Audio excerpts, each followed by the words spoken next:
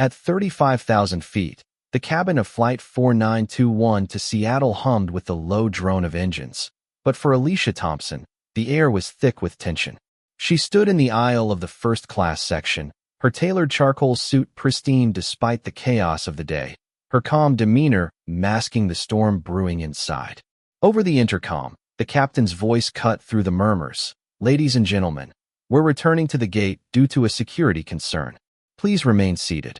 Beside Alicia, a white woman named Margaret Hayes, who had refused to vacate Alicia's assigned seat, went rigid, her face draining of color. Security personnel appeared at the front of the cabin, their expressions unyielding. Alicia's lips curved into a faint, controlled smile, not out of amusement, but because she knew the truth was about to unravel. This wasn't just about a seat. It was about something far bigger, and the consequences were closing in. The day had begun with promise in Atlanta, where Alicia, CEO of Horizon Dynamics, had just wrapped up a critical meeting with Pentagon officials. Her company's cutting-edge propulsion technology had left the room buzzing. Dr. Thompson, General Carter, the lead liaison, had said as they shook hands, "Your designs are a game-changer. We haven't seen efficiency like this in decades." Alicia nodded, her response measured. "Thank you, General. My team's been refining this for 6 years." What she didn't say was how those 6 years were built on a lifetime of breaking barriers. Raised in a small Chicago apartment by a single mother who juggled 3 jobs, Alicia had always been a prodigy in math and physics. Despite attending underfunded schools, her brilliance earned her a full ride to Stanford, where she graduated top of her engineering class. But the path from that cramped apartment to founding Horizon Dynamics had been a gauntlet of closed doors, skeptical investors, and subtle slights, many tied to her identity as a Black woman. "We'd like to meet your lead engineer," venture capitalists would say, their surprise barely concealed when they realized she was the mind behind the designs. Yet Alicia had pushed forward, scraping together grants and contracts until her patents made Horizon impossible to ignore. Now, at 40, she led a company of 400 employees with contracts worth billions. As she left the Pentagon, her assistant, Marcus Reed, matched her stride. "How'd it go?" he asked, taking her briefcase. "They're impressed," Alicia said, "but Apex Technologies is pitching next week, so nothing's locked in." Marcus frowned. "That's why I've been trying to reach you. The Seattle investors moved their meeting to tomorrow. They're flying to Tokyo afterward. It's now or never." Alicia stopped dead. "Tomorrow? I've got a full day here, meetings, a prototype demo." Marcus was already on his tablet. "There's a flight from Hartsfield-Jackson in 2 hours. I can shift your meetings to video and have Nia run the demo." Alicia's phone buzzed her husband, David, and their 13-year-old daughter, Layla. "Mom," Layla's voice burst with excitement. "My solar energy project got picked for the state science fair." Pride swelled in Alicia's chest. "That's incredible, sweetheart." But when Layla asked when she'd be home to help with the project, Alicia glanced at Marcus, who held up the flight details. "I've got to fly to Seattle tonight, baby, but I'll be back tomorrow evening. We'll finish it together." The silence on the other end stung. David's voice came through, supportive as always. "We've got this, Layla, right?" "Yeah," Layla mumbled. Alicia promised pizza and a late-night work session before hanging up, guilt gnawing at her. Her family sacrificed so much for her career, yet that career was what gave them opportunities she'd never had. At Hartsfield-Jackson Airport, the clock was unforgiving. Marcus had expedited check-in, but even with Alicia's elite status, boarding time loomed. "I've sent you the investor profiles," Marcus said, handing her a carry-on. "Seattle office is prepping the presentation. Anything else?" "Just get me the prototype test results ASAP," Alicia replied. "And Marcus, thank you." He nodded, understanding the weight of her words. In an industry where she was often the only Black woman in the room, his unwavering support was a lifeline. At the priority check-in counter, the agent glanced past Alicia to a white businessman behind her. "Platinum check-in?" the agent asked, her tone suggesting Alicia was out of place. "Yes," Alicia said, sliding her ID and membership card across. She'd learned to let her credentials do the talking. The agent's demeanor shifted as she processed the boarding pass. "My apologies, Dr. Thompson. You've been upgraded to first class." Alicia nodded, unsurprised her profile automatically requested upgrades. But as she turned toward security, She noted the warmer greeting the businessman received.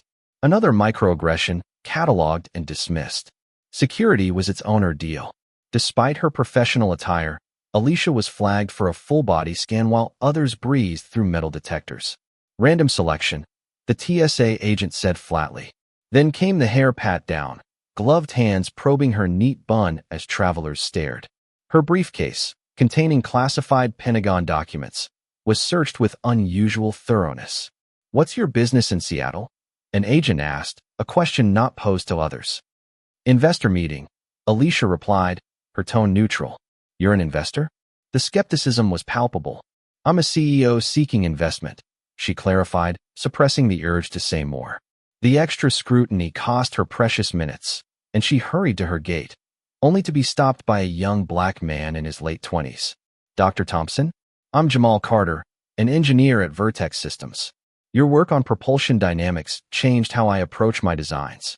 His admiration lifted her spirits. "That means a lot, Jamal. Are you specializing in propulsion?" "Trying to," he said, his voice tinged with doubt. "It's tough being the only black guy in my department." Alicia saw her younger self in his eyes. "Got a card? I'd like to connect you with our engineering head." As they exchanged info, a commotion broke out at a nearby coffee stand. A white woman with a designer bag cut the line, demanding a latte with an air of entitlement. "Some people think the world revolves around them," Jamal muttered. Alicia nodded. "And expect everyone else to fall in line." Boarding for Flight 4921 began, and Alicia quickened her pace. She didn't notice the woman from the coffee stand, Margaret Hayes, heading toward the same gate. As first-class boarding was called, Alicia presented her boarding pass and stepped onto the jetway, mentally rehearsing her investor pitch. Apex Technologies was a formidable rival, known for cutthroat tactics. Stepping onto the plane, she spotted Margaret in seat 2A, engrossed in her phone. "Excuse me," Alicia said politely. "I believe you're in my seat." Margaret barely looked up. "No, this is my seat." Alicia held up her boarding pass. "I'm in 2A, the window seat." Margaret's eyes flicked over Alicia, dismissive. "There's a mistake. I always sit in 2A." Alicia kept her voice steady. "Perhaps on other flights, but this is my assigned seat." Margaret's tone turned icy. "Look, economy is that way." The jab landed, but Alicia refused to flinch. "I'm not confused. I have a first-class ticket for 2A. Can you show me your boarding pass?" Heads turned. A black man across the aisle watched knowingly. Others avoided eye contact. Flight attendant Eric Lawson approached. "Is there an issue?" Before Alicia could speak, Margaret cut in. "This person thinks she has my seat. Can you direct her to the right section?" Eric turned to Alicia. "Ma'am, may I see your boarding pass?" Alicia handed it over, her composure ironclad. Eric's expression shifted as he checked it, then turned to Margaret. "Ms. Hayes, your seat is 2C, the aisle. Please move." Margaret didn't budge. "I get motion sickness in aisle seats." "Then you should have booked a window seat," Alicia said evenly. Margaret's eyes flashed. "Do you know who I am?" "Someone in my seat," Alicia replied. The standoff escalated as Margaret accused Alicia of playing the race card, a claim Alicia hadn't made. Eric intervened. "This is about seat assignments, not race. Please move to 2C." With a dramatic huff, Margaret relocated, muttering about special treatment. Alicia settled into 2A, ignoring Margaret's glares. She opened her briefcase, pulling out her tablet and a folder of classified documents. But as she organized her workspace, a chill ran through her. The folder felt lighter. Pages were missing schematics critical to Horizon's technology. Her mind raced. Had she left them at the Pentagon? No, she'd packed them with Marcus. Had TSA's search been too rough? Unlikely. She glanced at Margaret, who was typing furiously on her phone, her body language tense. Something was off. As the plane taxied, Alicia's phone buzzed with a text from Marcus. "Urgent. Security breach at HQ. Attempted server access from unknown source. Nothing compromised yet. Call when you land." The timing wasn't random. Margaret's urgency. Her early boarding, how had she gotten on before first class? Alicia's instincts screamed corporate espionage. She typed a discreet message to her security team via a secure VPN. "Possible espionage on Flight 4921. Suspect next to me took classified documents. Likely tied to Apex Technologies. Alert FBI and Air Marshal." Moments later, Confirmation came. Authorities were notified. Margaret's nervous glances at her watch betrayed her. The captain's voice interrupted. "We're holding position due to air traffic control." Margaret's composure cracked. Alicia noticed her bag seemed less bulky than before. Had she stashed the documents in the lavatory? When Margaret tried to leave her seat, Eric blocked her. "Federal regulations, ma'am. Stay seated." Her hand trembled as she typed. Plan stalled. Security issue. Alicia's suspicion solidified. Margaret was an Apex operative. The plane returned to the gate, and the captain announced a technical issue. Passengers groaned, but Alicia knew the truth. FBI agents and police were waiting on the tarmac. As Margaret returned from a rushed bathroom trip, Alicia leaned in. "I know what you did, Miss Hayes. The FBI will be very interested in those documents you took. Espionage carries a 10-year minimum." Margaret's face went ashen. "You have no proof." "The bathroom trash might say otherwise," Alicia replied. "Too valuable to destroy, too risky to keep when you realized you were caught."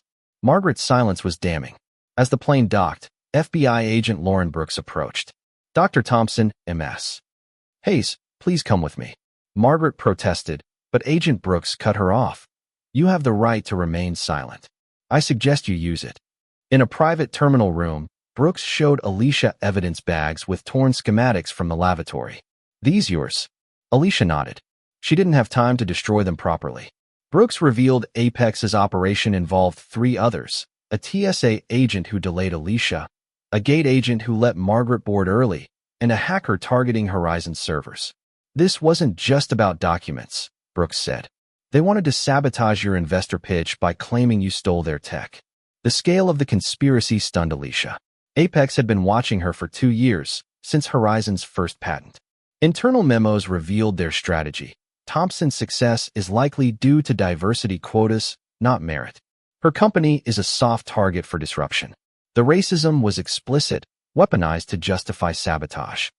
Over 2 years, Apex had orchestrated investor pullouts, a lab fire, and a failed certification, all to crush Horizon. Alicia's testimony would be central to a landmark Justice Department case, not just for espionage but for civil rights violations. By morning, Alicia's investor meeting in Seattle was a triumph. Horizon secured $200 million, far exceeding her goal. Apex's stock plummeted 35%, their CEO was suspended, and 14 executives faced charges. The media frenzy grew, Black CEO targeted in racist espionage plot. Alicia's poised press statement went viral. They thought a Black woman couldn't innovate. They were wrong. Horizon thrives because of diverse talent, not despite it. At the Pentagon 3 months later, Alicia signed a $1.2 billion contract, the largest ever for a Black woman-owned business. The scandal spurred industry reforms, blind technical reviews, diversity audits, and new laws against discriminatory practices. Back home, Alicia helped Layla finish her science fair project, reflecting on how a single act of standing her ground had reshaped an industry. The woman who denied her seat was now in prison, and Horizon was soaring. Justice had arrived, not just for her, but for countless others. What would you have done in Alicia's shoes? Confront the thief immediately or gather evidence quietly? Do you think corporate espionage targeting minorities is more common than we realize? Have you ever faced or witnessed discrimination that had a deeper agenda? Share your thoughts below, hit that like button, and subscribe for more stories of resilience and justice. Your voice matters. Let's keep this conversation going.